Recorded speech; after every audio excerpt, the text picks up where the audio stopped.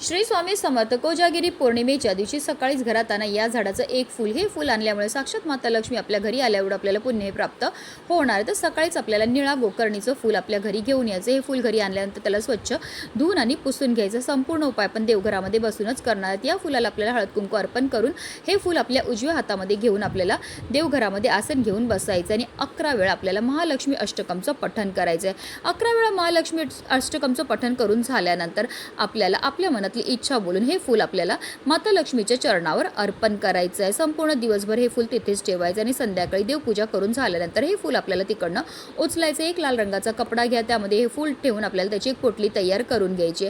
आता हे असं अभिमंत्रित फूल जे ते एक तर तुम्ही तुमच्या पाकिटामध्ये ठेवू शकता किंवा तुमच्या घरामध्ये जिथे तुम्ही धन ठेवतात, कपाट असेल, तिजोरी असेल, त्यामध्ये ठेवायचं. असं केल्यामुळे आपल्या घराकडे माता लक्ष्मी आकर्षित होते आणि तिचं अखंड आगमन आपल्या घरामध्ये होत असतं. श्री स्वामी समर्थ.